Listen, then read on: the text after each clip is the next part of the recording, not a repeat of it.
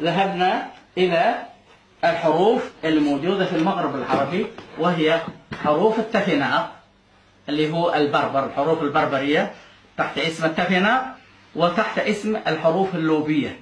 وطبعا وضعت قائمة هنا،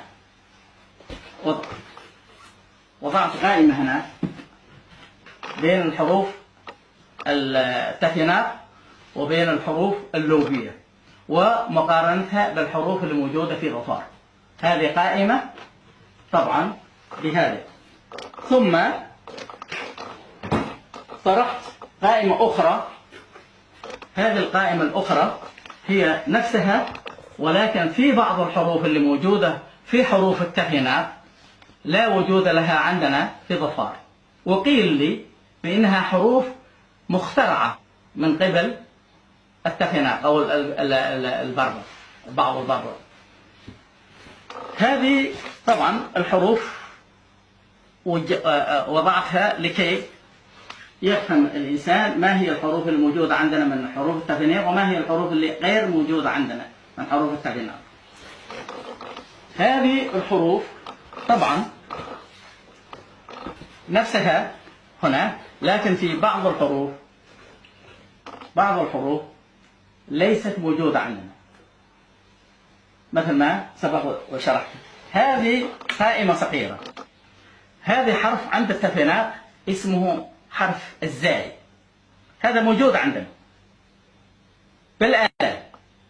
ونحن ندعو الإخوة الأمازيغ في المغرب العربي، العروبيين وغير العروبيين، أن يأتوا إلى ظفار وينظروا إلى هذه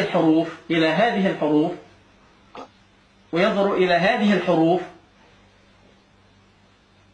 في الكهوف وعلى الأحجار وفي كل مكان. وطبعا أنا أجوني قبل فترة، قبل سنتين، الدكتور محمد علي عيسى ليبي وهو أمازيغي، والدكتور محمد الأسود، واطلعوا على هذا في مجموعة كبيرة من الكهوف والمناطق الأثرية اللي موجودة عندنا، ووجدوا هذا الحرف بالآلاف وبالمئات، وجدوا طبعا في الأماكن اللي شافوها. هذا الحرف موجود عندنا. أنا لم أضع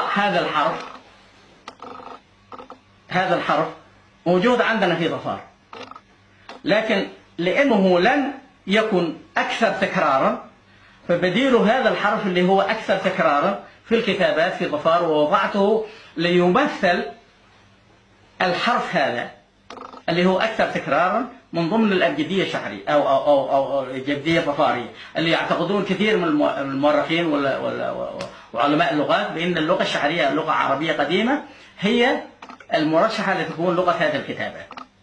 تمام؟ إذا هذا الحرف الأمازيغي موجود عندنا في ظفار، وموجود في كولورادو في أمريكا، ولا وجود له في بقية الأبجديات. تمام؟ هذا الحرف اللي هو أكثر تكرار وضعته في كتابي، لم أضع هذا الحرف لأن هذا الحرف أكثر تكرارا.